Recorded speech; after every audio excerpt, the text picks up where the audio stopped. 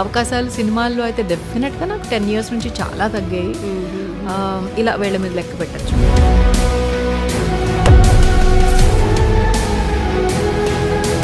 ఒక్క పాట కూడా ఇస్తే maybe I'm retired from the film industry అని నేను అనుకోవచ్చు. ముంబైలో ఒక సింగర్కి మినిమం 5,000 ఇవ్వడానికి అది పెద్ద. Is it? యా. ఆయన కంపోజిషన్లో మేబీ అన్ని హిట్ సాంగ్స్ లేదంటే అంత జర్నీ ఉండటం మూలాన్నో ఏంటో కదా, it gave scope to many rumours. Do you think that way? Maybe he's a fan of you అనటం లేదంటే he's dependent on you for. ఒక జర్నలిస్ట్ నాకు చెప్పారు సచ్ టాక్స్ అనేసి. ఇలాంటి రూమర్స్ విన్నప్పుడు ఏంటి మనం ఇట్లా ఫన్ చేయకూడదా మరి ఇలా? So painful. యా, ఆల్మోస్ట్ కోవిడ్కి బిఫోర్ వరకు I was going to courts weekly twice వెళ్ళిన రోజులు కూడా ఉన్నాయి కొన్నిసార్లు. అయితే open about your your relationship. First time I open my mouth at I dream.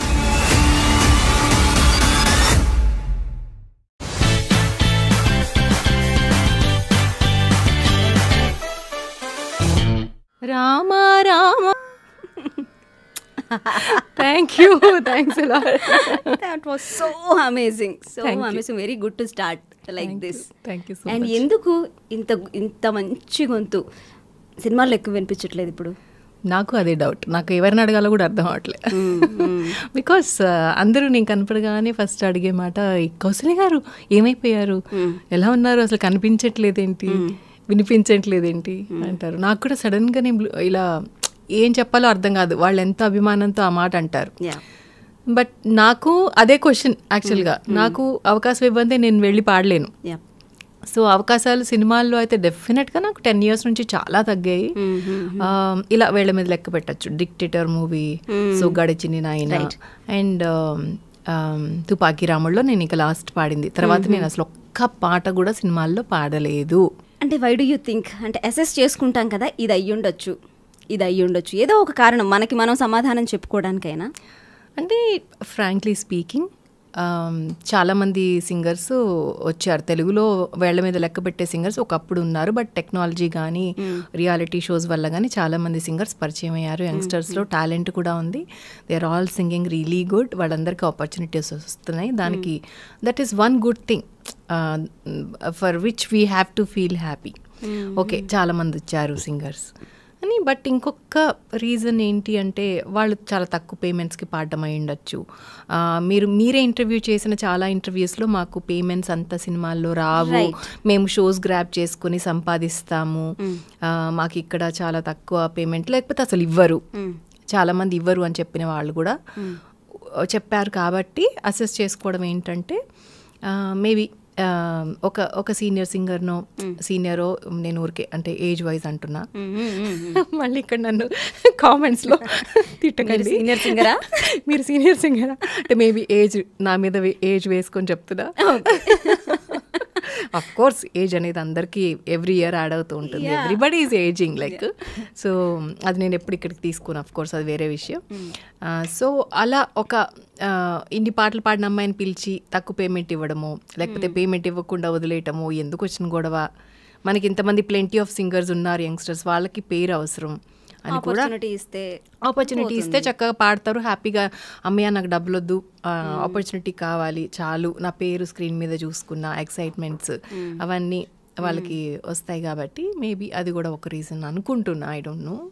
అంటే సీనియారిటీ రావటం కూడా ఒక థ్రెట్టేనా? డెఫినెట్లీ. కొత్త నీరు పాత నీరు అనేది అన్ని. ఇప్పుడు ఒక హీరోయిన్ని మీరు తీసుకుంటే ఒక 10 years ago చాలా రాకింగ్ హీరోయిన్ని తీసుకుంటే ఈరోజు తనని ఎక్కడ చూస్తున్నాం మనం? హీరోయిన్స్ అంటే అది అసలు కంప్లీట్గా వేరు. 4 సినిమాలకి అవుట్డేట్ అయిపోతారు. చాలా షార్ట్ స్పాన్ వాళ్ళది. బట్ కమింగ్ టు సింగర్స్, వాళ్ళది కూడా అలాగే అయిపోయిందా ఇప్పుడు? అంటే ఇప్పుడు ఒక చిత్రమ్మని చూసాం, ఒక సునీత గారిని చూసాం. వాళ్ళిద్దరిని పక్కన పెట్టేస్తే మీరే 400 సినిమా పాటలు పాడారు. ఇక సినిమాలను తీసేస్తే కొన్ని వేల పాటలు పాడారు వేరే పాటలు అయితే. సో అంత స్పాన్ ఇప్పుడు ఏ సింగర్స్కి కూడా ఇప్పుడు వచ్చిన కొత్త సింగర్స్కి లాస్ట్ 5 yearsలో వచ్చిన సింగర్స్కి 10 years చూసుకుందాం, లాస్ట్ 10 yearsలో వచ్చిన సింగర్స్ ఎంతమంది 100 పాటలు దాటారు అంటే మనం వేళ్ల మీద లెక్క పెట్టొచ్చేమో. For that reason I feel so happy అనమాట. ఎందుకంటే నేను ఈ కాలంలో పుట్టుంటే, ఒకవేళ అప్పుడు కెరియర్ స్టార్ట్ చేయకుండా ఇప్పుడు జనరేషన్లో పుట్టి ఇప్పుడు అమ్మాయి అయ్యి ఉంటే నాకు ఇన్ని పాటలు ఇన్ని hit numbers back to back వచ్చేవా అనేది నాకు ఇప్పటికీ డౌటే. ఈ జనరేషన్లో ఉండి వీళ్ళ మధ్యలో నేను ఉండుంటే నాకు ఆపర్చునిటీ చాలా కష్టమై ఉండేదేమో. బట్ రైట్ టైంలో నేను వచ్చి రైట్ టైంలో కొన్ని సాంగ్స్ నా క్రెడిట్లోకి వేసుకొని రైట్ టైంలో నేను సో రైట్ టైం ఎగ్జిట్ అని చెప్పొచ్చు. బికాస్ నేనేం పాడట్లేదు కాబట్టి చాలా సంవత్సరాల నుంచి. Maybe I'm retired from the film industry అని నేను అనుకోవచ్చు. డెఫినెట్గా I'm not expecting any songs also in my near future also. అంటే మీరు ఎక్కువ సినిమా పాటలు పాడకపోవడానికి రీజన్స్ ఒక 2-3 చెప్పారు. అందులో ఇప్పుడు వాళ్ళు అంటే ఇప్పుడు మ్యూజిక్ డైరెక్టర్స్ ఒక సీనియర్ సింగర్ని పిలిచి తనకి తక్కువ పేమెంట్ ఇచ్చి మొహమాట పడటం, నాకెందుకు అంత మొహమాటం, లేదంటే వాళ్ళకి ఎందుకు ఇబ్బంది పెట్టడం అని పిలవకపోవచ్చు. అది వన్ ఆఫ్ ద రీజన్ అయ్యి ఉండొచ్చు. సో కొత్త వాళ్ళని పిలిస్తే వాళ్ళకి ఒక ఆపర్చునిటీ ఇచ్చినట్టు ఉంటుంది అండ్ వాళ్ళు తక్కువకు పాడుతున్నారేమో అంటున్నారు. తక్కువ అంటే అసలు మ్యూజిక్ ఇండస్ట్రీలో ఇట్ ఈస్ నాట్ అంటే సినిమానే ఒక అన్ఆర్గనైజ్డ్ సెక్టర్ కింద చూస్తున్నప్పుడు వాట్ ఈస్ తక్కువ, వాట్ ఈస్ ఎక్కువ? వాట్ ఎవర్ ఇట్ ఈస్, అది ఎంతైనా ఉండొచ్చు. తక్కువ అంటే ఇక్కడ నాకు తెలిసి ఇప్పుడు ముంబైతో కంపేర్ చేస్తే film industry is a business, right? సినిమాలు తీయడం, సినిమాలు రిలీజ్ చేయడం, దాంట్లో ఇంత టర్న్ ఓవర్ 3 CR వచ్చింది ఫస్ట్ డే, ఇంత 300 CR చేసింది అని, ఎవ్రీథింగ్ ఈజ్ బిజినెస్. సో దాంట్లో కూడా కంపారిటివ్లీ మన సౌత్ ఇండియన్ ఫిల్మ్ ఇండస్ట్రీ ఏదేదో చాలా తక్కువ పేమెంట్స్ కంపేర్ చేస్తే. ముంబైలో ఒక సింగర్కి మినిమం 2 lakhs 3 lakhs పేమెంట్స్ ఉంటాయి. వేరాస్ ఇక్కడ 5,000 ఇవ్వడానికి అది పెద్ద పేమెంట్ ఇక్కడ. Is it? యా. నా కెరియర్లో నేను తీసుకున్న highest payment was 30,000. Highest payment was 30,000 entire career. 33,000. Okay.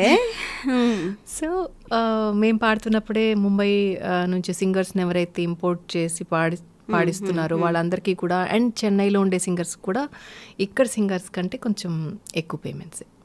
చెన్నైలో అట్లీస్ట్ ఇక్కడ కంటే కూడా కొంచెం డబుల్ ద పేమెంట్స్ ఉంటాయి. బట్ ముంబైలో మాత్రం 3 times 4 times. ఎందుకని అంటే ఇప్పుడు సౌత్ ఇండస్ట్రీలోనే తెలుగుకి తమిళ్కి అంత డిఫరెన్స్ ఉంది. సరే నార్త్కి వెళ్తే అసలు ఇంకా అదైతే ఎంటైర్లీ డిఫరెంట్ కేస్ అంటున్నారు. ఎందుకు ఆ డిఫరెన్స్ ఉంది? బికాజ్ మన ఇండస్ట్రీ హైదరాబాద్ ఏదైతే ఉందో బైఫర్కేషన్ ముందు Chennai, Hyderabad was correct. So industry predominantly things were happening at Chennai only. So it took a lot of time to move things from Chennai to here in Hyderabad. Telugu industry move avvadaniki chaala time పట్టింది. For example music ఇండస్ట్రీలో ఉన్న music directors కూడా ఇక్కడికి రావడానికి చాలా సంవత్సరాలు ఆలోచించి అక్కడ నుంచి ఇప్పటికీ కూడా ప్రొడామినెంట్లీ అక్కడే చేస్తున్న వాళ్ళు కూడా ఉన్నారు మనకి. ఇప్పుడు మన లీడింగ్ మ్యూజిక్ డైరెక్టర్స్ ఎవరైతే ఉన్నారో వాళ్ళు చెన్నై నుంచి ఆపరేట్ చేస్తున్నారు. They are not in Hyderabad. Leading music directors అంటే ఎవరెవరు? నాకు తెలిసి దేవిశ్రీ గారు అక్కడ నుంచి చేస్తున్నారు ఇప్పుడు. అంటే తెలుగులో చేసేది అనిరుద్ గారు కానీ, డిఎస్పి గారు కానీ, తమన్ గారు కానీ అందరూ చెన్నై నుంచి, హైదరాబాద్లో వాళ్ళు ఉండరు. ఓకే. సో ఎవరు వచ్చారు ఇక్కడికి అని అంటే మణిశర్మ గారు మూవ్ అయ్యారు, కోటి గారు మూవ్ అయ్యారు. సో అప్పట్లో ఎస్ఏ రాజ్ కుమార్ గారు was the leading music director. రోజావే చిన్ని రోజావే హిట్ సాంగ్ అప్పట్లో, కానీ ఆయన రాలేదు, ఆయన చెన్నై బేస్డ్. సో అలా చాలా తక్కువ మంది టైం తీసుకొని ఇక్కడ రీలొకేట్ అయ్యారు. సో అక్కడే ఉంది ఇండస్ట్రీ. ఓకే. అంటే వాళ్ళు అక్కడే మ్యూజిక్ డైరెక్టర్స్ చెన్నై నుంచే ఆపరేట్ చేయటం అనేది ఒక తెలుగు సింగర్కి పేమెంట్స్ విషయాన్ని ఎట్లా ఇంపాక్ట్ చేస్తుంది? అలా నేను చెప్పను, అలా ఏం ఇంపాక్ట్ చేయదు. బికాస్ చెన్నైలో ఎందుకు ఎక్కువ ఉంది అనే దానికి నేను ఆన్సర్ చెప్తున్నా, ఎందుకు పేమెంట్స్ ఎక్కువ ఉన్నాయి అనే దానికి ఆన్సర్ చెప్తున్నా. ఎందుకంటే Chennai was the head quarters for Telugu and Tamil films. Basically predominantly అక్కడే అవుతాయి. సో అక్కడ ఇట్ వాస్ ప్రాస్పర్డ్ ఇండస్ట్రీ టోటల్గా ఫుల్ ఫ్లెడ్జ్డ్గా. బట్ వేరాస్ హైదరాబాద్లో స్టార్ట్ అయినప్పుడు ఇక్కడ it was taking baby steps. ఇక్కడ రికార్డింగ్స్ ఎస్వి కృష్ణారెడ్డి గారు తీసుకొచ్చారు ఫస్ట్ ఇక్కడ రికార్డింగ్స్ చేయడం. సో మేమందరం అప్పట్లో కోరస్ పాడేవాళ్ళం ఆ సినిమాల్లో. తర్వాత రమణ గోగుల్ గారు చేశారు ఇక్కడ. అలా స్టార్ట్ అయ్యింది ఇక్కడ. అప్పట్లోనే ఎస్ఏ రాజ్ కుమార్ గారు వాళ్ళు చెన్నై నుంచి వచ్చి ఇక్కడ రికార్డింగ్స్ చేసేవాళ్ళు. మేమంతా కళ్ళ ముందు చూసేవాళ్ళం ఎలా మూవ్ అవుతుంది ఇండస్ట్రీ. సో అందులో I was recording solo hummings కానీ, దేవీపుత్రుడులో వచ్చే ఒకలాంటి సౌందర్య బేబీని క్యారీ చేసేటప్పుడు బ్యాక్గ్రౌండ్లో ఒకలాంటి ఓపెరా వాయిస్ అది నాదే అనమాట. సో అప్పట్లో క్రెడిట్స్ అన్నీ ఉండవు, అంటే ఇప్పట్లో కూడా లేవు బ్యాక్గ్రౌండ్ స్కోర్కి, కాబట్టి తెలియదు కాబట్టి. So I use to sing those western కానీ ఓపెరా కైండ్ ఆఫ్ అలాంటివి ఏమైనా పాడాలంటే నేనే పాడేదాన్ని. సో మనకి ఇండస్ట్రీ అంటే హీరోలు మిగతా డిపార్ట్మెంట్స్ అన్నీ కూడా హైదరాబాద్కి మూవ్ అయినా మ్యూజిక్ ఇండస్ట్రీ అనేది అంత ఫాస్ట్గా మూవ్ అవ్వలేదు. చాలా టైం తీసుకుని స్లోగా మూవ్ ఆన్ అయిందని ఇక్కడికి వచ్చేసింది అనమాట, రీలొకేట్ అయింది. సో వీ సా మణిశర్మ గారు మూవింగ్ హియర్, కోటి గారు మూవింగ్ హియర్, కీరవాణి గారు వాజ్ ఆల్సో ఆయన కూడా ఫాస్ట్గానే మూవ్ అయ్యారు ఇక్కడికి. ఆయన రికార్డింగ్స్లో కూడా మేము కోరస్ పాడేవాళ్ళం. నేను మా సిస్టర్. మీరు చెప్పినట్టు కీరవాణి గారు, కోటి గారు, మణిశర్మ గారు వీళ్ళు చాలా లెజెండ్స్. సో వాళ్ళు మూవ్ అయ్యారు. ఓకే, దాని తర్వాత సెట్ ఆఫ్ లాస్ట్ 20 years నుంచి we have seen a boom of కొత్త మ్యూజిక్ డైరెక్టర్స్ చాలా మంది వచ్చిన్నారు. వాళ్ళందరూ తెలుగు నుంచే హైదరాబాద్ నుంచి ఆపరేట్ చేస్తున్నారు. ఎస్, అంటే ఆర్పి గారు, చక్రి గారు వాళ్ళిద్దరూ ఇక్కడ 2 pillars లాగా హైదరాబాద్లో స్టాండ్ అయ్యారు, హైదరాబాద్ నుంచే వచ్చిన మ్యూజిక్ డైరెక్టర్స్గా. తర్వాత అనూప్ గారు చేశారు, హైదరాబాద్ నుంచే చేశారు. తర్వాత చాలా మంది హైదరాబాద్ లోంచి మ్యూజిక్ డైరెక్టర్స్ చేశారు. సో అలా ప్రాస్పర్ అయిందన్నమాట. అయినా సరే అంటే మనకి ఇంతమంది మ్యూజిక్ డైరెక్టర్స్ ఇక్కడ తెలుగు నేల నుంచి చేస్తున్నా సరే మన సింగర్స్ పేమెంట్స్లో ఎందుకు ఆ హైక్ రాలేదు? ఎందుకంటే అసలు ఇక్కడ ఇండస్ట్రీనే వస్తే చాలు అని అనుకుంటాం మనం. అప్పుడు ఏదో ఒకటి స్టార్ట్ అవ్వాలి ఇక్కడ వర్క్స్. సో ఏదైనా స్టార్ట్ అయినప్పుడు ఏది కూడా అంత డిమాండ్ అంత ఉండదు కదా, ఏమంటారు సప్లై అండ్ డిమాండ్ లాగా అలా ఇక్కడ. ఎందుకంటే అవకాశాలు లేకుండా చాలా మంది ప్లెంటీ సింగర్స్ అప్పటికే ఉన్నారు. సో వాళ్ళకి అవకాశాలు కావాలి. సో బడ్జెట్స్ కూడా ఇక్కడ తయారయ్యే వాటికి బడ్జెట్స్ అంత లేవు. Chennai was the main head quarters కాబట్టి ఇక్కడ అంతా స్ట్రగుల్ అయ్యేవాళ్ళు. ఎలా అయినా సినిమా చేయాలి, ఎలా అయినా సినిమా బయటికి రావాలి. పూరి జగన్నాథ్ గారు అప్పుడే స్టార్ట్ అయ్యారు చేయడం. సో నాకు తెలిసి పూరి జగన్నాథ్ గారు కూడా చాలా లో బడ్జెట్లోనే చేశారు ఫస్ట్ 2 movies కానీ. సో అందరూ లో బడ్జెట్ నుంచే స్టార్ట్ అయ్యారు అప్పటి నుంచి. సో ఎవరి దగ్గర అంత బడ్జెట్స్ ఉండుండవు అప్పట్లో నాకు తెలిసి. సో స్టార్టప్లో ఎవరికైనా తక్కువ పేమెంట్స్ ఉంటాయి. కాకపోతే ఏంటంటే స్టార్టప్లో ఉన్నది తర్వాత ప్రాస్పర్ అయినా కూడా అది ఎక్కువ నంబర్స్ పెరగలేదు, అది అలానే ఉండిపోయింది. I have few friends in singers. వాళ్ళతో మాట్లాడినప్పుడు చెప్తా ఉంటారు ఏంటంటే బేసిక్గా ఒక మ్యూజిక్ డైరెక్టర్ ఒక ప్రొడ్యూసర్తో మాట్లాడుకున్నప్పుడు ఇంత బడ్జెట్ అని ఇచ్చేస్తారు, he will give to the entire musicians who ever it is. True very true. తీసుకుంటారంటే 1 లక్ష తీసుకున్నారంటే ఎవరెవరికి ఎంత ఇవ్వాలి అనేది ఆయన చేతిలోనే ఉంటుంది. ఎగ్జాక్ట్లీ. సో మనకి ఇవ్వరు, అసలు మనకు ఆపర్చునిటీ ఇచ్చిందే ఎక్కువలాగా వాళ్ళు ఫీల్ అవుతారు. But not everybody, like few నేను విన్నది కొంతమంది అలా ఉన్నారు, కొంతమంది చాలా ప్రాంప్ట్గా. కీరవాణి గారు వాజ్ ఫెంటాస్టిక్. అసలు ఆయన అసలు డిలే ఉండటం కానీ చాలా వాల్యూ ఇస్తారు సింగర్స్కి. Even I heard Devi Sri Prasad గారు ఇస్ దట్ వే. కీరవాణి గారికి నేను ఎగ్జాంపుల్, నేను పాడాను వల్లంకి పిట్ట వాజ్ ద హిట్ సాంగ్, వెంగమాంబాలో పాడాను. తర్వాత రమ్యకృష్ణ గారి సినిమా ఒకటి పాడాను. బట్ ఆయన చాలా ప్రాంప్ట్ అసలు. ఇంకా బయట వాళ్ళకంటే ఇంకా కొంచెం ఎక్కువ వేసైనా ఇమ్మీడియట్గా పంపించేస్తారనమాట. సింగర్స్కి వాల్యూ ఇవ్వడం అంటే కీరవాణి గారి తర్వాత ఎవరైనా.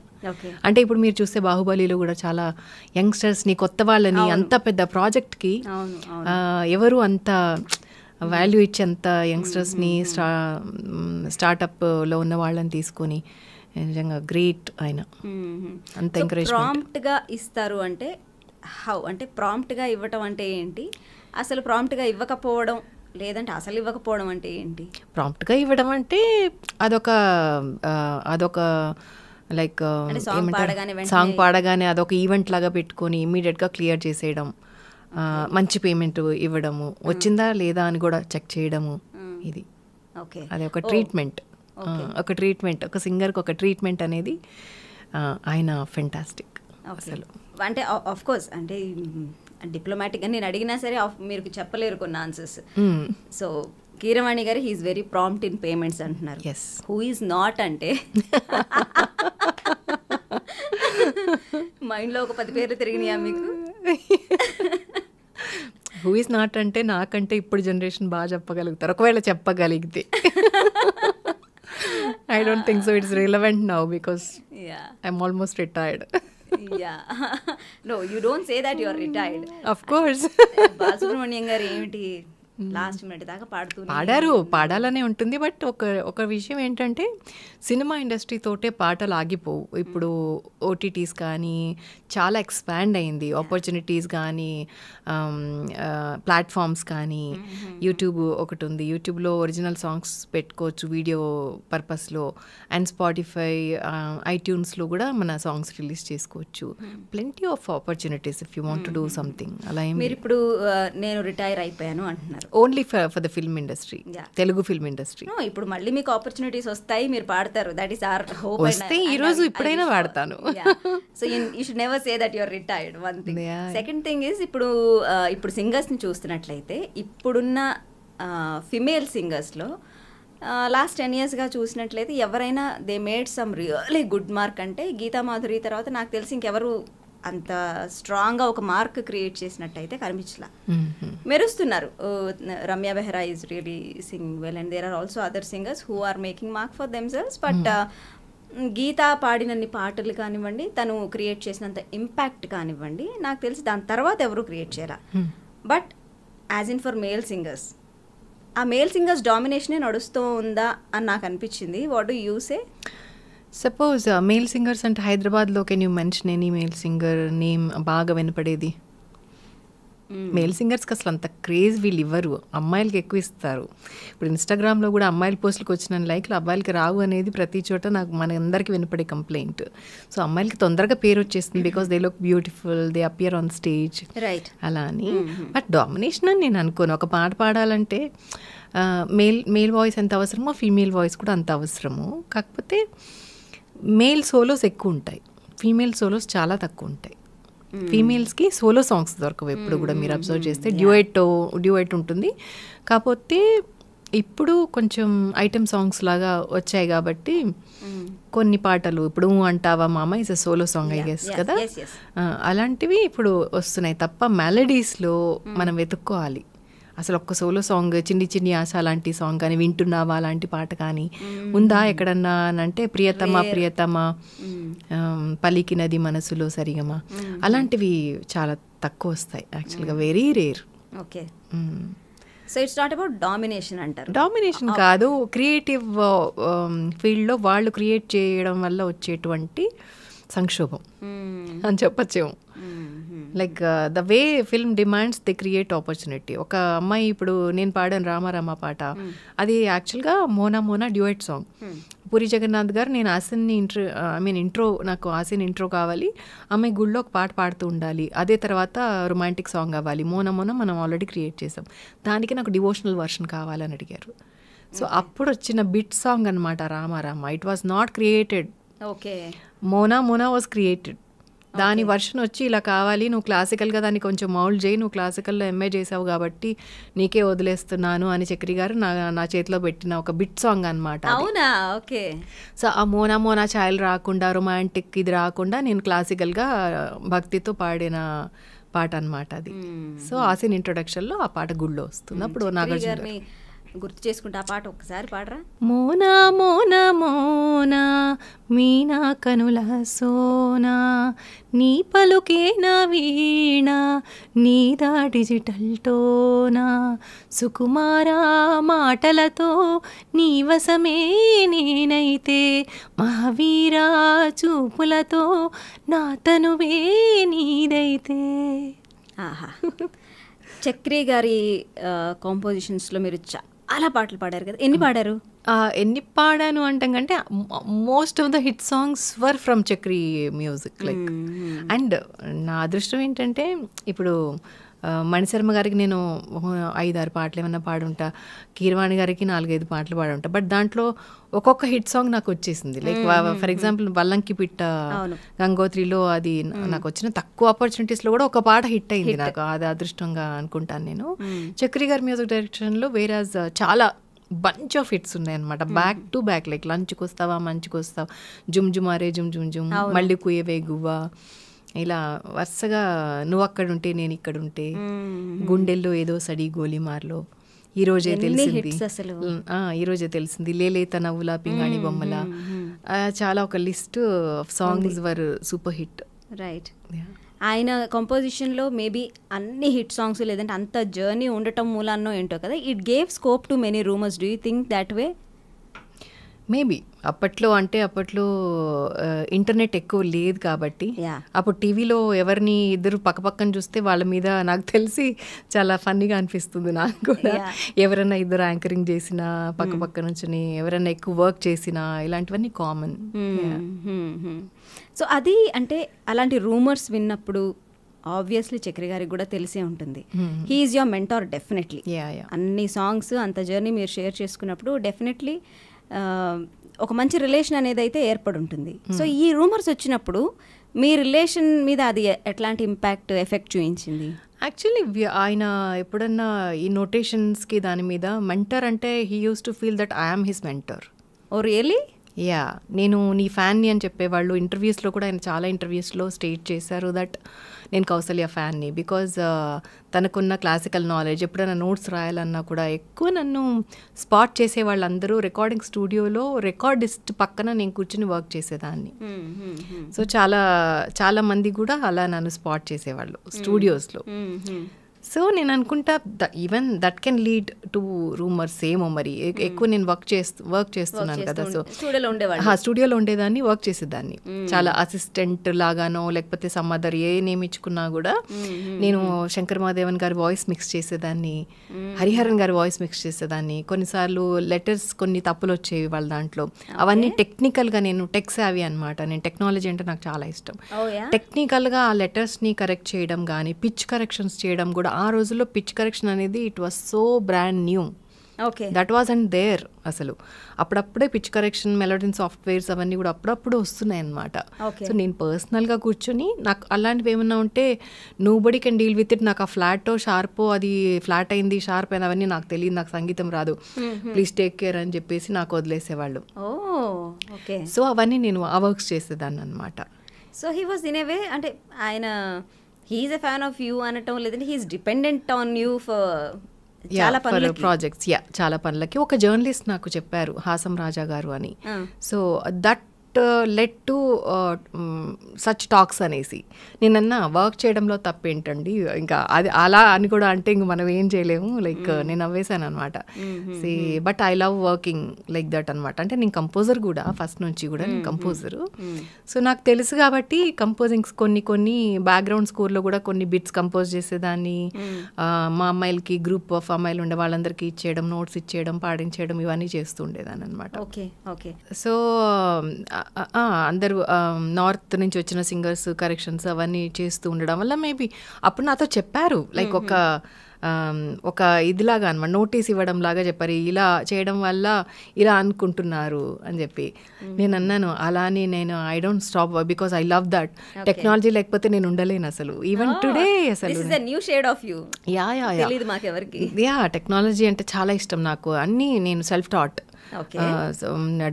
డెస్క్టాప్ నుంచి నేను ల్యాప్టాప్ వరకు కూడా నేను అన్నీ సెల్ఫ్ టాట్ అనమాట. I operate logic software. ఆ తర్వాత వీడియో ఎడిటింగ్లో నేను చాలా ఇష్టం, నాకు వీడియో ఎడిటింగ్స్ చేస్తాను. వ్లాగర్ నేను. తర్వాత నేను నా పాట నేనే ఎడిట్ చేసుకుని ఐఫోన్తో షూట్ చేసి ఐఫోన్లోనే ఎడిట్ చేసి ఒక మ్యూజిక్ వీడియో రిలీజ్ చేశాను. స్నేహమా అని టైటిల్, హిందీలో మాహియా అని. 2 songs కూడా నా యూట్యూబ్ ఛానల్లో ఉన్నాయి. అవి నేనే ఎడిట్ చేసుకున్నా పర్సనల్గా. సో అలా టెక్నాలజీ నాకు అప్పటి నుంచి కూడా ఇష్టం. అప్పట్లో నేను కీప్యాడ్ ఫోన్స్ వచ్చేవి, చిన్న ఫోన్స్, నోకియా ఫోన్స్. ఆ దాంట్లో కూడా నేను నా సాంగ్స్ రారమ్మని నేను కంపోజ్ చేసి హాసం రాజా గారు అడిగితే ఆయనకి పంపించి బ్లూటూత్లో వాళ్ళు అది రింగ్ టోన్గా పెట్టుకోవడం అలాంటివి చాలా చేసేవాళ్ళం.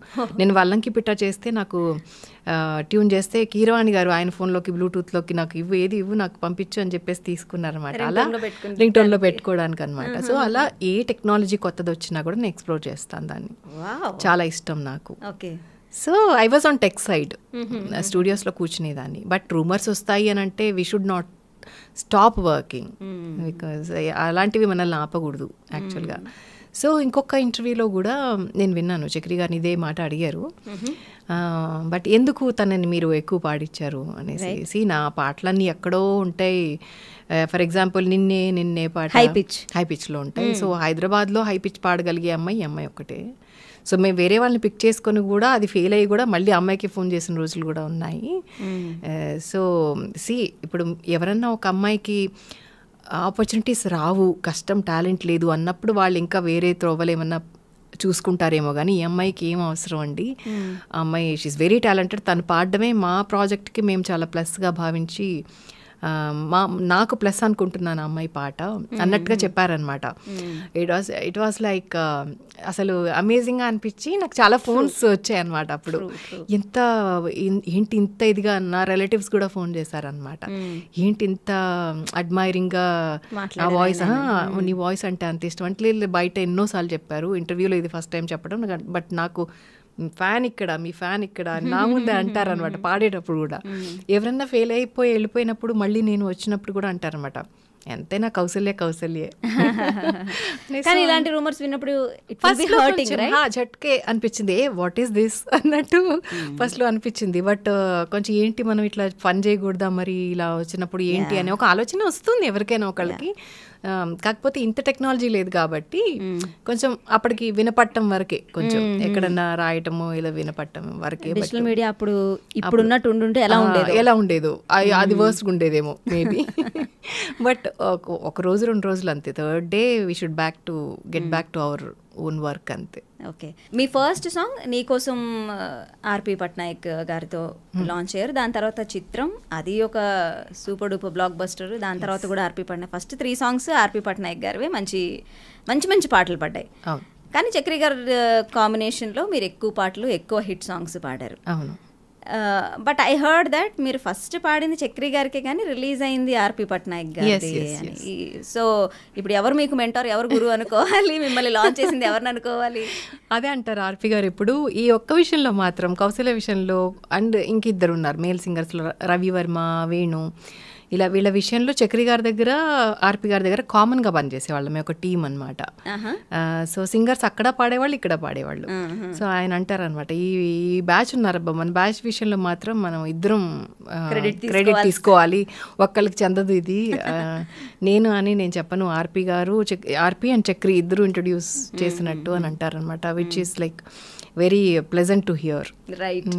అండ్ మీ ఈ 400 సినిమా పాటల్లో మీరు ఎస్పీబీతో చాలా పాటలు పాడారు. ఆయనతో ప్రయాణం అనేది ప్రతి సింగర్ కళ.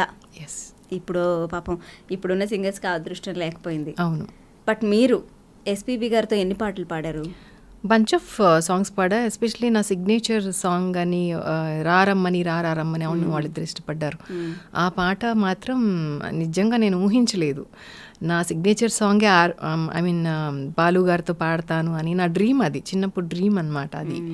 సో ఆయన్ని కలవాలి అనే డ్రీమ్, పాడాలని కూడా ఉండేది కాదు నాకు, ఎందుకు అత్యాస అన్నట్టు. బట్ ఆయనతోనే పాడడం అనేది పూర్వజన్మ సుకృతం నిజంగా. Bunch of songs. పాట పాడరా? ఇవాళ నా వాయిస్ అంత గ్రేట్ కాలేదు, బట్ ఐ విల్ ట్రై. రారమ్మని రామచిలుక పిలిచెను ఈ వేళల్లరి వెల్లువగా, చల్లని పల్లవిగా మల్లెల పల్లకిగా రానా, ఉకిరి బికిరిగా మిక్కిలి మక్కువగా చుక్కల పక్కకు గొనిపోనా, లేలెమ్మని లేత గాలి తాకెను ఈ వేళ, మాటల కందని ఊసులతో మనసే నిండిన దోసిలితో. అసలు బాలు గారు అంత పెద్ద షాక్ ఇస్తారని ఎవ్వరూ అనుకోలేదు అస్సలు. It was so unfortunate. అసలు ఇట్ వాజ్ ఇట్లా అయిపోయింది. అవును, మేము వి ఆల్ స్టార్టెడ్ ప్రేయింగ్, అసలు అందరం ప్రేయర్స్ చేద్దాము, మాస్ ప్రేయర్స్ అలా అని ప్లాన్ చేసుకుంటున్నాం. బట్ హీల్ కమ్ బ్యాక్ అని అనుకుంటున్నాం అందరం. But that was a bad phase. అసలు అస్సలు బయటికి రాలేకపోయాం అసలు ఇప్పటికీ కూడా. Kaushal garu, you are open about your personal things, open about your your relationship. మీరు నిజంగా you have gone through this much అని మీరు మాట్లాడేంత వరకు తెలియదు ఎవరికి. అవును. అండ్ మీరు మాట్లాడిన తర్వాత నిజంగా చాలామందికి మీ మీద ఒపీనియన్ మారిపోయింది. అప్పటి వరకు ఉన్నది ఒక కైండ్ ఆఫ్ ఒపీనియన్ అయితే మీరు ఎప్పుడైతే బయటకు వచ్చి మీ రిలేషన్ గురించి మాట్లాడారో it completely changed everything, the way people look at you, what you have gone through, మీరు ఎంత ఫైట్ చేస్తున్నారు అని. అంటే what made you come out and talk అండి మీ relation, what has gone wrong? Actually నేను అసలు బయటికి వద్దామని ఎప్పుడూ నా ఉద్దేశం లేదు. ఒక్కసారి మాత్రం ఎప్పుడు కూడా పోలీస్ స్టేషన్లో కానీ ఎక్కడైనా ఫైలు చేసినా కూడా ఎప్పుడు ఒక నోట్ పెట్టేదాన్ని వాళ్ళకి, కొంచెం క్రైమ్ స్టోరీస్కి ఇవ్వకండి, బయటికి రానివ్వకండి, మీకే ఇది మీడియాకే వెరీ ష్యూర్ అనమాట. ఇది క్రైమ్ స్టోరీ కింద వచ్చేస్తుంది. ఎక్కడైనా న్యూస్ వస్తుంది కదా డెఫినెట్గా, షీ ఫైల్డ్ కంప్లైంట్ అన్నట్టు, అబ్యూజ్ అయినట్టు అవన్నీ వస్తాయి. కాబట్టి నేను I made sure that I notify them to not put it on the media side. So అది ఒక్కసారి ఏమైందంటే అది వెళ్ళిపోయింది మీడియాకి, నేను చెప్పడం మర్చిపోయాను వాళ్ళకి. సో అది వెళ్ళిపోయింది, అది ప్రతి చోట టీవీలు అన్నిట్లో వచ్చేసింది. తర్వాత ఇంకా అందరికీ తెలిసినప్పుడు ఇంకా అడిగారు. ఐ డ్రీమ్ నుంచే ఫస్ట్ ఇంటర్వ్యూ ఇచ్చింది కూడా నేను, ఇంకెక్కడ ఇవ్వలేదు. First time I open my mouth at I dream. So అప్పుడు కూడా నాకు ఏంటంటే మాట్లాడడం వల్ల నీలాంటి చాలామంది అమ్మాయిలు ఏదైతే ఫేస్ చేస్తున్నారో కొంచెం అంటే వాళ్ళకి గైడెన్స్ ఇచ్చినట్టు ఇన్స్పైరింగ్గాను ఉంటుంది, చాలా వాళ్ళకి అందరికీ చాలా హెల్ప్ అవుతుంది, మోటివేట్ చేసినట్టు ఉంటుంది, నిజంగా చాలా హెల్ప్ అవుతుంది. మోరల్ సపోర్ట్ కూడా లేని అమ్మాయిలు ఏం చేయాలో అర్థం కాకుండా ఉంటారు ఇలాంటి సిచ్యువేషన్లో. బట్ వెల్ నోన్ పీపుల్ అయ్యుండి, రెనౌండ్ అయ్యుండి మాట్లాడితే చాలా హెల్ప్ అవుతుంది మీడియాకి. ఒక్కసారి ఆలోచించు. అండ్ ఎలాగో వచ్చేసింది బయటికి. సో ఇంకా క్వశ్చన్స్ పెరిగాయి అందరికీ. అంటే ఇప్పుడు నేను ఇంకా నోరు ఇప్పలేదు అంటే ఇంకా వేరే అనుకుంటారు ఇంకా. సో ఎలాగో న్యూస్ వచ్చేసింది. సో నేను ఐఎమ్ ఆన్సరబుల్, ఏంటి ఎందుకు అయింది అనేది. ఎందుకంటే నేను ఇష్టపడే వాళ్ళు, నన్ను ఇష్టపడే వాళ్ళు కూడా చాలా మంది ఉంటారు బయట. సో అందరికీ ఐఎమ్ సో ఆన్సరబుల్ అనిపించింది నాకు. Then one day I came for the interview and అక్కడ నేను అన్ని ఓపెన్గా మాట్లాడడం జరిగింది. How I'm dealing with it అనేది people should know. Open up అయిన తర్వాత, మాట్లాడిన తర్వాత నిజంగానే చాలా వైపుల నుంచి ఒక పాజిటివ్ సపోర్ట్ వచ్చింది. మీరు ఎప్పుడైతే ఈ ఏమంటారు మీ రిలేషన్ గురించి హౌ యూ, అంటే ఆ జర్నీ ఎంత పెయిన్ఫుల్గా ఉండింది, ఎలా బ్రేక్ చేసుకున్నారు, ఇవన్నీ మాట్లాడారు. ఒక సంవత్సరం 2 సంవత్సరాల పాటు అదొక హాట్ టాపిక్గా నడిచింది. దాని తర్వాత we have seen a completely transformed Kausalya. అంతకుముందు చూసిన కౌశల్యకి దాని తర్వాత చూసిన కౌశల్యకి చాలా మార్పు వచ్చింది మీలో, మీ స్టైల్లో, మీరు బయటకు వచ్చి బోల్డ్గా మాట్లాడే విధానంలో, your social media presence, everything change అయిపోయింది. ఎందుకు అలా? అంటే మీ పర్సనాలిటీని మీరు ఎట్లా మౌల్డ్ చేసుకున్నారు? అంటే మీరు ఇంటెన్షనల్గా చేశారా? Nothing as intentional. యాక్చువల్లీ నేను I went with the flow. Okay. అంటే నేను మీకు అలా కనిపించానేమో కానీ నాకు ఇప్పటికీ కూడా కొన్ని కన్సర్న్స్, కొంచెం భయం, కొంచెం బెరుకు ఉంటూనే ఉంటాయి నాకు ఎప్పుడు. అంటే నాకు ఏంటంటే సిట్యుయేషన్ అలా ఫోర్స్ చేయబట్టి నేను అలా అన్నోయింగ్లీ అలా వెళ్ళాను అంతే. అంటే దాన్ని ఫేస్ చేస్తూ ఐ రోమ్డ్ అరౌండ్ కోర్ట్స్కి వెళ్ళేదాన్ని. పొద్దున్నే బాక్స్ పెట్టుకొని, మంచినీళ్ళ బాటిల్ పట్టుకొని, ఇలా అంతా కట్టేసుకొని, మళ్ళీ ఎక్కడ గుర్తుపడతారో, ఎక్కడ మీడియా ఉంటుందో అని ఇంకో గేట్ నుంచి వెళ్ళి లోపల కూర్చొని అవర్స్ టుగెదర్ ఆ జనాల మధ్యలో. అసలు ఇక్కడ ఒకళ్ళు ఉంటే ఇక్కడ మీద ఉంటారు అక్కడ అందరూ. అంత క్రౌడ్ ఉంటుంది అక్కడ ఎప్పుడు కూడా కోర్ట్స్లో. ఆల్మోస్ట్ కోవిడ్కి బిఫోర్ వరకు I was going to courts weekly twice వెళ్ళిన రోజులు కూడా ఉన్నాయి కొన్నిసార్లు. అయితే ఫాస్ట్ అప్ చేయండి ప్రొసీజర్స్ అన్నప్పుడు వీక్లీ ట్వైస్ కూడా.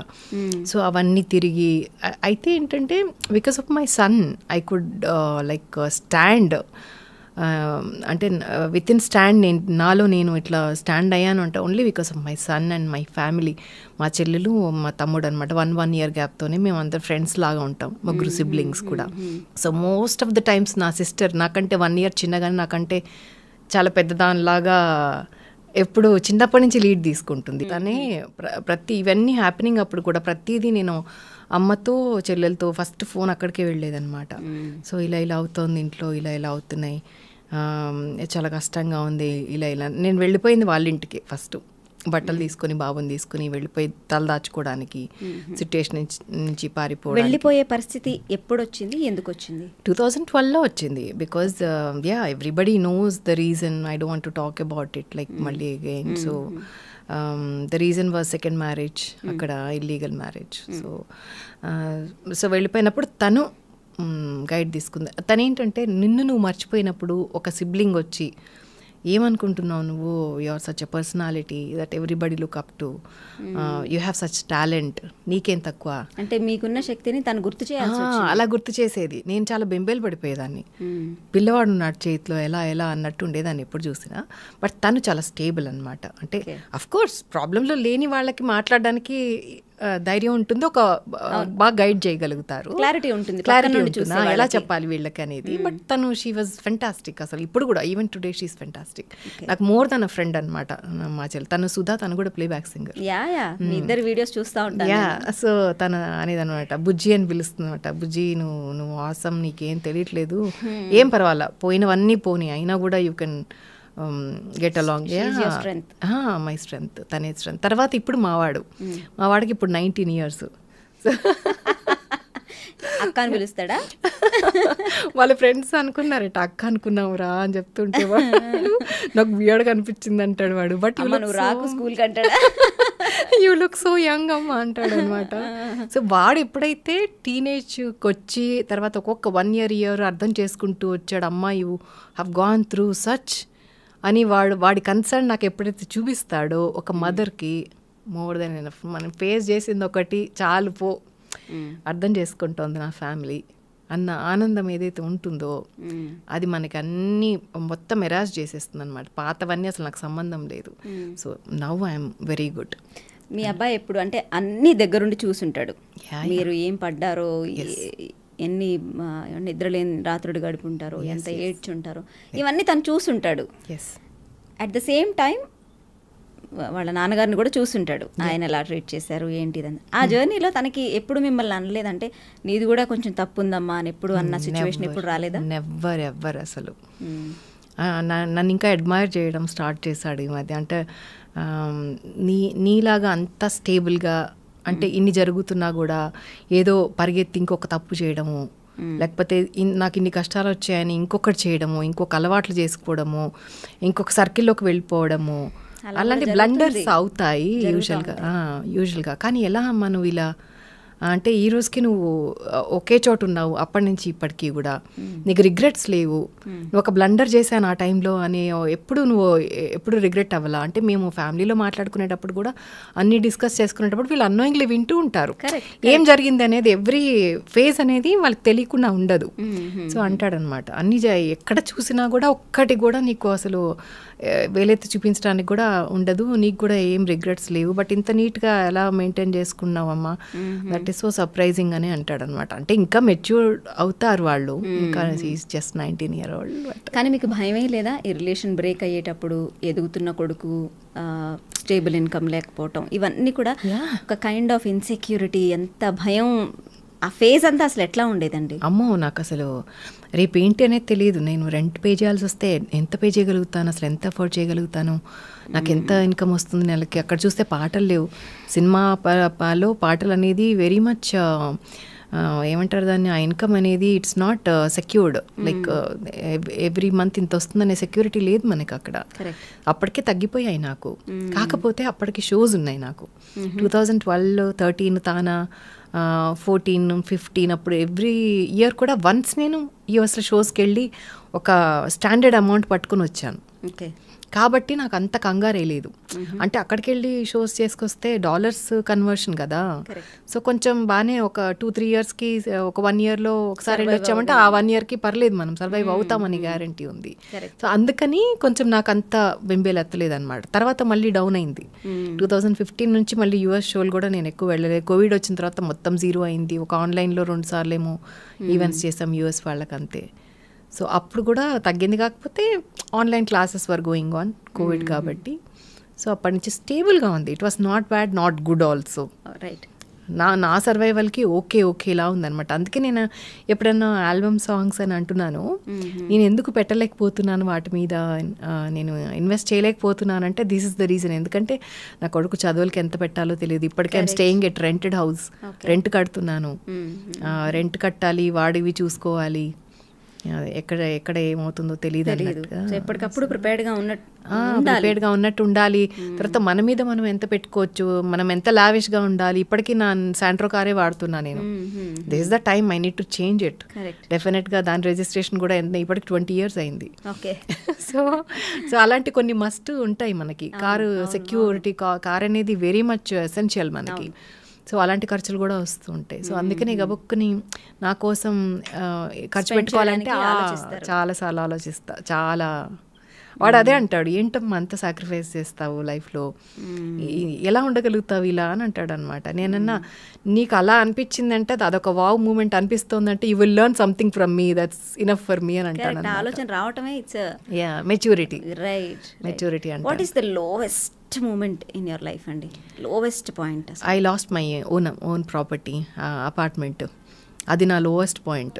అది మీరు తీసుకున్న నా హార్డ్ అండ్ యా నేను అడ్వాన్స్ ఇచ్చిన ఎవిడెన్స్ కూడా పెట్టాను కోర్టులో. కానీ తర్వాత మనం ఎక్కువ అప్పట్లో చేతితో ఇచ్చేవాళ్ళం డబ్బులు. అప్పట్లో ఆన్లైన్ ట్రాన్సాక్షన్స్ అంతా లేవు. So we couldn't prove. Advance ఒకటే పెట్టాం, 3.5 lakhs అడ్వాన్స్ ఒకటి వెళ్ళింది దానికి, అంతే. తర్వాత పెట్టాం. కానీ దానివల్ల నాకు ఇప్పుడు ఆ ప్రాపర్టీ, నేను సేమ్ ప్రాపర్టీ కొనాలంటే నాకు 2 CR మినిమం అవుతుంది. కానీ కోర్టు డైరెక్ట్ చేసిన అమౌంట్, నాకు ఇవ్వమని చెప్పిన అమౌంట్ 10 lakhs. సో ఇండియాలో మనం ఎక్కువ ఎక్స్పెక్ట్ చేయలేము. ఇండియాలోనే లా మిస్యూజ్. మీ పేరు మీద రిజిస్టర్ అయ్యలేదా? అయిందని నేను అనుకున్నాను. నేను డాక్యుమెంట్స్ చెక్ చేయలేదు ఎప్పుడు, అది నా తప్పే. అంత అన్ఎడ్యుకేటెడ్గా కంటే నమ్మాను, అవతల వ్యక్తి మీద ఎగ్జాక్ట్లీ నమ్మాను, ఓవర్గా నమ్మాను అనమాట. సో అంత మోసం ఉండకపోవచ్చులే అన్నట్టు. సో అదే నాకు ప్రాణం మీదకి వచ్చిందనమాట. సో అది చాలా లోవెస్ట్ మూమెంట్. అక్కడి నుంచి నేను ఎప్పుడైతే 2014-15లో we moved out of the house, we had to, and evict చేసి ఇక్కడ రెంట్ హౌస్కి ఎప్పుడైతే వచ్చానో అప్పుడు కొంచెం పించింగ్గా ఉండేదన్నమాట. అయ్యో, నాకు ఎప్పుడు రెంటెడ్ హౌస్లు మారుతున్నప్పుడు అప్పుడు ఇష్టం లేకే నేను ఓన్ హౌస్కి రిజిస్టర్ చేసుకున్నాను అనమాట. ఈ షిఫ్టింగ్లు ఉండకూడదు లైఫ్లో, ఈ కంఫర్ట్ అనేది నాకు కంపల్సరీ కావాలి అని చెప్పి I was so keen on it. So Santro car కొన్నానప్పుడు అండ్ ఇల్లు 2 చేసుకున్నాను ఫస్ట్. దాంట్లో నా కారు ఒక్కటే మిగిలింది, నాకు ఇల్లు కాస్త వెళ్ళిపోయింది. సో ఇప్పుడు మళ్ళీ నేను రెంటెడ్ హౌస్కి మళ్ళీ బ్యాక్ టు పెవిలియన్ లాగా మళ్ళీ మొదటి మూమెంట్కి వచ్చేటప్పటికి నాకు కొంచెం అది పించింగ్ పెయిన్ లాగా ఉండేదన్నమాట. అయ్యో నా ఇల్లు అన్నట్టు ఉండేది. నిజంగానే పెయిన్ఫుల్, వెరీ పెయిన్ఫుల్. కష్టార్జితంతో తెచ్చుకున్నది. అందులో మనం లేడీస్ కదా, మనం ఇంట్లో మనకి డైనింగ్ సెట్స్ అను, ఇంట్లో ఇవనో అవనో పాట్స్ అను అన్నీ అరేంజ్ చేసేసుకుని, సో అదొకటి చాలా అన్ని ఎవ్రీథింగ్ ఈజ్, అంటే తనే దగ్గరుండి అన్ని చేసుకుంటుంది కాబట్టి ఇంకా అటాచ్మెంట్ ఉంటుంది. యా అండ్ మా వాడికి కూడా చాలా అటాచ్మెంట్ ఉండేది ఆ ఇంటితోటి. వాడు కూడా చాలా సఫర్ అయ్యాడు తర్వాత ఆ ఇంటి గురించి. తర్వాత నేను ఎక్కడ బాధపడతానో, నాకు అసలు ఆ ఇల్లు ఇష్టం లేదు, నాకు వద్దు అసలు దాని గురించి మాట్లాడవకంటూ స్టార్ట్ చేసాడు. మనకి ఎవరి మీదైనా కోపం వస్తే వాళ్ళ ఫోటో ఇచ్చి క్రాస్ చేయండి రా గట్టిగా అని ఒక సినిమాలో కూడా వచ్చిందండి. అలా క్రాస్ చేయమంటే మీరు ఎవరి మొహాన్ని క్రాస్ చేస్తారు? Same person. నేను మా అబ్బాయికి చెప్తాను, ఎవరినన్నా ఒక్కళ్ళని నేను క్షమించలేని ఒక పర్సన్ ఈ ఎర్త్ మీద ఎవరినన్నా మెన్షన్ చేయమంటే ఎవరు అంటే that is the person I can never forgive. I can never ever forgive in my life. Maybe అక్కడ వాళ్ళు ఫర్గివ్ చేసినా కూడా ఒకవేళ అలాంటిది ఏమైనా జరిగినా కూడా I can never accept and I can never forgive. Because అది నమ్మకం అనేది పోతుంది కదా, ఆ మూమెంట్ అనేది. అంటే అది వదిలేసినా కూడా దాని కాన్సిక్వెన్సెస్ నేను చాలా ఫేస్ చేశాను. దాని కాన్సిక్వెన్సెస్ ఒక అమ్మాయిగా కోర్ట్స్కి వెళ్ళడం, పోలీస్ స్టేషన్కి వెళ్ళటం, అక్కడ ఎవరెవరో తగలటం, పిచ్చి మాటలు మాట్లాడడం, ఆడవాళ్ళు సహాయం చేసేటట్టు రావటం మన దగ్గరికి, వాళ్ళు కూడా పిచ్చి ఏరియాల్లోకి లాగుదామని, అంటే ఫ్రెండ్షిప్ పేరుతోటి పిచ్చి పనులు చేయాలని చూడడం, అలాంటివి కూడా నేను చాలా చూశాను. ఇది ఆ కోర్ట్ ప్రెమిసెస్లో కోర్ట్ ప్రిమిసెస్ అని చెప్పను, అక్కడి నుంచి మేబీ కోర్ట్ ప్రిమిసెస్లోనే మన దగ్గర పరిచయం చేసుకుంటారు. ప్రిమైసెస్ అదే అయి ఉండొచ్చు, కానీ బయట మన నెంబర్స్ తీసుకున్న దగ్గర నుంచి ఇంకా మనకి హెడేక్స్ క్రియేట్ అవుతాయి అనమాట. వాళ్ళు ఎలాంటి వాళ్ళో మనకి తెలియదు. అక్కడ మనం అమాయకంగా నెంబర్ ఇచ్చేస్తాము, అమ్మో వీళ్ళు ఎవరైనా మంచి అడ్వకేట్ని చెప్తారేమో అంటే. హెల్ప్లెస్నెస్ అనేది ఎలాంటి వాటికి దారి తీస్తుంది అని అంటే అన్నెసరీ హెడేక్స్ దగ్గర మనల్ని నిలబెడుతుంది. దాని నుంచి కాపాడుకోవడం అనేది మనకి టాస్క్ అయిపోతుంది అక్కడ. మనం బతకాలి, మనం సంపాదించుకోవాలి, అది వేరే. కానీ ఇవి తప్పించుకోవడం అనేది ఉందే, అది ఎంత హెడేక్ అంటే, అవి తప్పించుకోవాలంటే మనం చాలా తెలివైన వాళ్ళు అయి ఉండాలి. అది లేనిదే నాకు లేనిదే అది. I was so dumb in so many situations. నేను ఏదో అంటారు స్ట్రాంగ్, చాలా పర్సనాలిటీ, చాలా మోటివేట్ చేస్తున్నాను, కానీ బట్ ఐ డోంట్ నో కొన్ని వీటిలో ఇలా అంటే వాళ్ళని నేను పసిగట్టలేను. నిజంగా అయ్యో పాపం ఫ్రెండ్షిప్కే మాట్లాడుతున్నారు అనుకుంటా, అదొక్కటి నేను కనిపెట్టలేను వాళ్ళని. ఓకే, నేను ఎందుకంటే ఎక్కువ ఓవర్గా పాజిటివ్ చూస్తానన్నమాట అన్నిట్లో. సో నాకు తెలియదు అది. తర్వాత నా ఫ్రెండ్స్ చెప్పారు, వాళ్ళని చూస్తేనే తెలుస్తుంది, నీకు అర్థం అవ్వలేదా? అర్థమైతే ఎందుకు మాట్లాడారు? తర్వాత ఇంకా నాకు అంటే ఆడవాళ్ళు కూడా, ఆడవాళ్ళలో కూడా మంచి చెడు, మగవాళ్ళలో కూడా మంచి చెడు, ఇది ఇందాక అన్నట్టు అన్ని చోట్ల ఉన్నాయి. ఏదో ఫెమినైన్గా ఫెమినిస్ట్గా చెప్పట్లేదు నేను. సో అలాంటివి కూడా నేను ఫేస్ చేశాను. అంటే అప్పుడు అర్థమైంది నాకు, అమ్మో ఆడవాళ్ళతో కూడా జాగ్రత్తగా ఉండాలి అమ్మాయిలు. సో మనకి ఎవరి హెల్ప్ తొందరగా, అసలు మనం డిపెండెంట్గా ఎవరి హెల్ప్ కోసం మనం చూడకూడదు. మనకి తోచింది మనం ఎలా బయటపడతామో అవే చేసుకుంటూ వెళ్ళిపోవాలి. మ్యాక్సిమం మన స్ట్రెంగ్త్ మనం పెంచుకోవాలి, మనమే స్ట్రాంగ్గా ఉండాలి, మనమే డీల్ చేసుకోవాలి, మన హెడేక్ మనదే అనేది అక్కడ నేర్చుకున్నాను నేను. At the same time any day మనం ఏం చేసినా సరే కొంత నెగటివిటీ అనేది వస్తూనే ఉంటుంది కదా. Percentage anyways that will be there any day any time. మిమ్మల్ని బాగా బాధ పెట్టిన సందర్భాలు, ట్రోల్స్ ఇట్లాంటివి ఏమున్నాయి? చాలా తక్కువ అని చెప్పాలి. మేబీ నన్ను ఒకటే బ్యూటిఫుల్గా ఉండదు ఈవిడ, అందంగా ఉండదు అనే విషయాల్లో కొంత నేను చదివాను నెగిటివిటీలో. అంటే కంపేర్ చేసి సింగర్స్లో somebody else is meant for beauty, not she like అన్నట్టు. కొంతమంది whereas she is natural beauty, that is the original beauty, she is the beauty అనే వాళ్ళు కూడా ఉన్నారు. మీ పాస్ట్ రిలేషన్ నుంచి ఇప్పుడు మీరు కంప్లీట్గా ఆ బంధనాలన్నీ తెంచేసుకున్నారా? ఎప్పుడో 2012 2008 నుంచి అది నడుస్తూ ఉండింది. సో అప్పటి నుంచి కూడా all alone, and before that also I was alone. Okay. So it is completely over now. I'm mother, అంతే, mother mood. Okay okay. So and ఇంకా హాంటింగ్ ఏమైనా ఉన్నాయా లైఫ్లో? హాంటింగ్ ఏం లేవు, కాకపోతే నేనే ఇంకా చాలా సాధించాల్సింది ఉండింది, కానీ ఎక్కువ నేనేం ఎఫర్ట్స్ పెట్టలేదు అని అంటే మా అబ్బాయి చాలా సీరియస్గా వస్తాడు అనమాట. What are you even talking, ఏంటి after making so much fame and name your talking this అమ్మా, your so generous to say that. No, అంటే దిస్ అంటే నువ్వు చాలా ఎర్న్ చేసావు లైఫ్లో, you have fame, you have name, and నువ్వు అంత కష్టపడి పాడావంటే నేను పాడాను, కానీ ఎవరో క్రియేట్ చేసి ఇచ్చిన ఆపర్చునిటీ నేను పాడాను.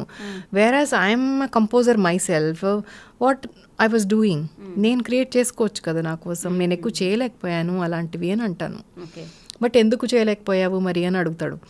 ఎందుకు చేయలేదు అంటే దానికి ఒక బడ్జెట్ కావాలి. ఇప్పుడు నేను ఒక పాట ట్యూన్ చేసేస్తా, నా దగ్గర ఉంది, నా బ్యాంక్లో పడి ఉంటుంది, దాన్ని బయటకు తేవాలంటే I should hire a keyboard player, I should hire a studio, అన్నీ కనెక్టెడ్ విత్ మనీ. మంచి కంటెంట్ తేవాలంటే టీం కావాలి, టీం వర్క్ ఉండాలి. అదేదో అలా అయింది, కానీ చాలా మంచి కామెంట్స్, మెసేజెస్ వస్తున్నాయి అనమాట, చాలా బాగుంది అని. బట్ అలాంటివి చేయాలి అని అనిపించింది నాకు. ఇండిపెండెంట్ మ్యూజిక్ అని ఇప్పుడు చాలా మంది చేస్తారు, వాళ్ళ పాటలతో ముందుకు వస్తున్నారు.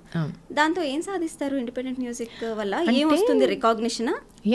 ఇప్పుడు ఓన్లీ మన ఇండియాలో మాత్రమే ఇండిపెండెంట్ సాంగ్ అనేది అసలు ఆ ఏరియా లేదు, ఒకప్పుడు మనకి లేదు. ఎందుకంటే 80s లో కూడా ఒక ఫాల్గుని పథక్ కానివ్వండి, లక్కీ అలీ కానివ్వండి, అసలు independent music was ruling then. ఇప్పుడు ఏమైంది అసలు? ఉంది ఇప్పుడు, ఎందుకంటే రాహుల్ సిప్లిగంజ్ వచ్చిందే ఇండిపెండెంట్ యూట్యూబ్ సాంగ్స్ తో కదా. అండ్ ఈవెన్ మంగ్లీ ఈరోజు టుడే మంగ్లీ తను షైన్ అవుతుంది అంటే only because of her YouTube channel కదా. తర్వాత ఫిల్మ్స్ లో ఆపర్చునిటీస్ ఇచ్చారు.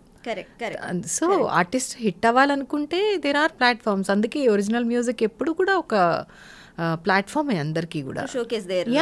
వై నాట్ అందులో హిట్ అయిన వాళ్ళు చాలా మంది ఉన్నారు.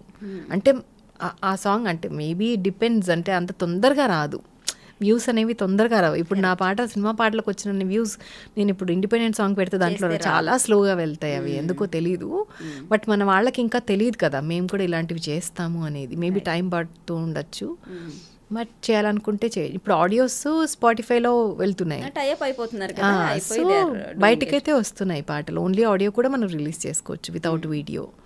So that is one good thing. So independent music is all about showing your own talent, చూపించుకోవడం ఒక ప్లాట్ఫామ్.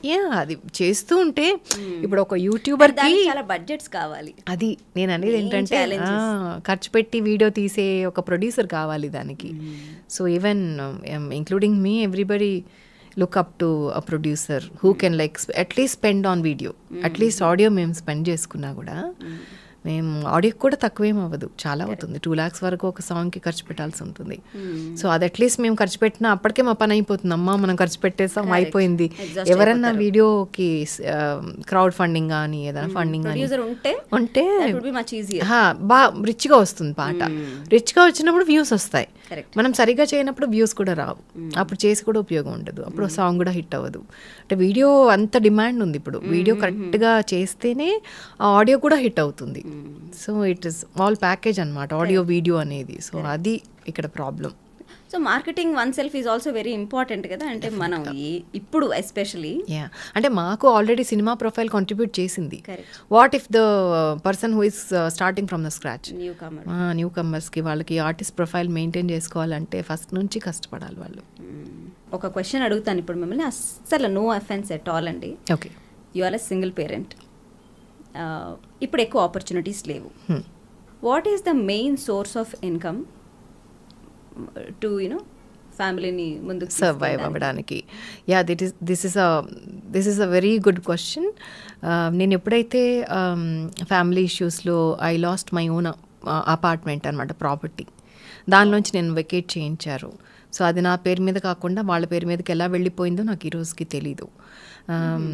నాకు అసలు ఫైనాన్షియల్ మ్యాటర్స్లో నాకు అసలు అప్పుడు లేదు ఇప్పుడు లేదు నాలెడ్జ్ నాకు. So I lost whatever I have earned, hard earning money అంతా కూడా పోగొట్టుకున్నాను. సో తర్వాత అప్పుడు నాకు ఇదే క్వశ్చన్ వచ్చింది, ఎలా బాబున్నాడు, ఎలా ఇప్పుడు ఓన్ హౌస్ కూడా లేదు అంటే I need to pay rents, ఆ రెంట్ కూడా నాకు రావాలి ఎలా అని చెప్పి నేను ఆన్లైన్ మ్యూజిక్ అకాడమీ స్టార్ట్ చేశాను. కౌసల్య మ్యూజిక్ అకాడమీ నా పేరే పెట్టుకున్నాను, సో దట్ ఈజీగా అందరికీ తెలియడానికి. కౌసల్య మ్యూజిక్ అకాడమీ ఫస్ట్లో మాదాపూర్లో రన్ చేశాను. కోవిడ్ తర్వాత ఇంకా రెంట్స్ వేస్ట్ అవుతున్నాయి అని చెప్పి అప్పటికప్పుడు వెకేట్ చేసేసాం. తర్వాత స్టూడెంట్స్ పేరెంట్స్ అంతా కూడా మాకు అక్కడికి వచ్చి కూర్చుని వెయిట్ చేయడం కంటే కూడా ఆన్లైన్లో చక్కగా ఉంది మాకు, మా ముందు వాళ్ళు నేర్చుకుంటున్నారు, అంటే మేము ఇంట్లో ఉండగానే వాళ్ళు లాగిన్ అవుతున్నారు, చక్కగా వాళ్ళ రూమ్లో వాళ్ళు నేర్చుకుంటున్నారు, బాగుంది, మా టైం సేవ్ అవుతుంది, వాళ్ళకి డిఫరెన్స్ ఏం లేదు. ఇంకా 1-to-1 ఫోకస్ ఉంటుంది ఆన్లైన్లో అయితే, గ్రూప్ సింగింగ్ ఉండదు కదా, ఎందుకంటే ఒకళ్ళు వాళ్ళ ఇంట్లోంచి, ఒకళ్ళు అంబర్పేట నుంచి, ఒకళ్ళు సరూర్ నగర్ నుంచి వస్తే అది సింక్ అవ్వదు ఆన్లైన్లో. సో ఒకళ్ళ తర్వాత ఒకళ్ళని అటెండ్ చేస్తాం. సో ఇది బాగుంది మాకు అంటే అలానే ఆన్లైన్లో రన్ చేస్తున్నాం అనమాట. సో దాంట్లో ఓవర్సీస్ స్టూడెంట్స్ కూడా ఉన్నారు. సో దానివల్ల జస్ట్ అది నాకు మెయిన్ ఇన్కమ్. నాకు అంటే షోస్ చేస్తున్నాను, షోస్ ఎలాగో ఉంటాయి. మన తానాకు వెళ్ళాను అనమాట, చిత్రమ్మతో స్టేజ్ షేర్ చేసుకోవడం జరిగింది ఫర్ ద ఫస్ట్ టైం. తానాలో very first day 7th perform చేసాము. సో అలా once in a while shows and academy run చేస్తున్నాను, ఫౌండర్ అండ్ సిఇఓగా రన్ చేస్తున్నాను. And even I'm taking classes for the overseas students, వాళ్ళకి పర్సనల్గా నేనే 1-to-1 క్లాస్ తీసుకుంటా. And I submitted my PhD also, viva exam కూడా అయిపోయింది. They announced doctorate to me recently from Padmavati Mahila University. అక్కడి నుంచే నేను thank you so much, MA music కూడా అక్కడి నుంచే చేశాను. సో ఇప్పుడు డాక్టరేట్ వచ్చింది, అది కూడా వాయిస్ కల్చర్లో అనమాట. So I can say that I'm a voice specialist, voice trainer. అంటే ఏంటి వాయిస్ కల్చర్లో? వాయిస్ కల్చర్లో ఇప్పుడు నేను ఒక క్లాసికల్ సింగర్ని, అప్పుడు నేను ఫుల్ థ్రోట్తో పాడే అలవాటు నాకు ఎలా మౌల్డ్ చేయాలి వాయిస్ అనేది మైక్కి తెలియదు, ఎక్కువ తెలియదు నాకు అప్పుడు, నేను బిగినింగ్లో వచ్చినప్పుడు. సో అప్పుడు నేను పాడతా తీయగాలో నేను ఎంట్రీ ఇచ్చాను, బాలు గారు పక్కనే నుంచుని పాడిచ్చేవాళ్ళు అప్పట్లో. అప్పుడు my singing was very bad, అంటే బ్యాడ్ ఇన్ ద సెన్స్ నాకు తెలీదు ఎలా మౌల్డ్ చేయాలి, ఎంతవరకు వాడాలి, ఒక మైక్రోఫోన్ పవర్ఫుల్ మైక్రోఫోన్ ఉన్నప్పుడు దానికి ఎంత పర్సంటేజే మనం ఇవ్వాలి. టోటల్ 100% మనం ఇట్లా ఫోర్స్ ఇవ్వకూడదు. దాన్ని వాయిస్ ప్రొజెక్షన్ అంటాం. దాన్ని ఎలా కంట్రోల్ చేయాలి. తర్వాత స్టేజ్ మీద మనకి వాయిస్ త్రో కావాలి. వేరాజ్ ఇక్కడ మనకి వాయిస్ త్రో పనికిరాదు. బ్లోస్ వస్తాయి, బబుల్స్ వస్తాయి. సో తర్వాత సినిమా పాటని ఎలా పాడాలి, వెస్టర్న్ని ఎలా మాడ్యులేట్ చేయాలి, ఫోక్ సాంగ్ని ఎలా న్యాచురల్గా ఎలా పాడాలి. సో అలా క్లాసికల్లో ఫుల్ థ్రోట్ సింగింగ్ ఉంటుంది, అంటే బేస్ వాయిస్లో ఉంటుంది. చాలా పాటలు కూడా శ్రీమన్నారాయణ అలా ఉంటుంది వాయిస్. కానీ వేరే సినిమాల్లోకి వచ్చేటప్పుడు మోనా మోనా మోనా ఏరీ వోకల్స్ అని కానీ ఈరోజే తెలిసింది చంటి ఇలాంటి డైలాగ్స్ కానీ, ఇలా ఆ బోల్డ్నెస్ కానీ, ఆ పట్టుకోవడం కానీ, సెటిల్నెస్ కానీ, రొమాంటిక్గా పాడడం కానీ, అవన్నీ వాయిస్ మాడ్యులేషన్స్ అనమాట. Dynamics, voice dynamics, voice technicalities అని అంటాం అనమాట. సో అలాగే వెస్టర్న్ పాడుతున్నప్పుడు ఒకలాంటి విబ్రాటో వస్తుంది.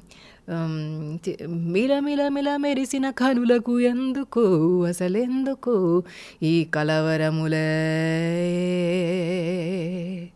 ఈ విబ్రాటోస్, దోస్ విబ్రాటోస్ మనం అడాప్ట్ చేసుకున్నాం వెస్ట్రన్ మ్యూజిక్ నుంచి. సో అవన్నీ కూడా ఎంత విబ్రాటో ఇవ్వచ్చు. లతా మంగేష్కర్ అమ్మ వాయిస్లో కూడా విబ్రాటోస్ ఉంటాయి. బాహుమే చలే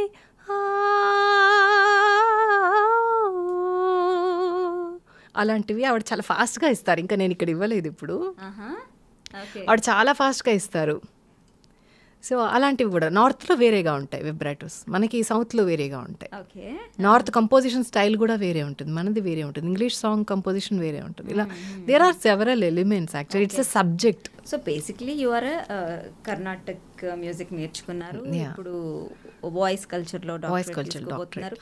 అంటే you seem to be a perfect teacher now. Yeah mentor. So ఎవరైనా సరే నిజంగా ఇఫ్ యువర్ చైల్డ్ మ్యూజిక్లోనే ఒక కెరీర్ చేసుకోవాలనుకున్నారంటే you definitely need a perfect teacher who knows everything. So అన్నీ తెలిసిన టీచర్ కావాలి అనుకుంటే మాత్రం I think she's the only one. Thank you so much. She's the only one. I see ఈ hot discussion నుంచి కొంచెం చిల్ అవుతాం.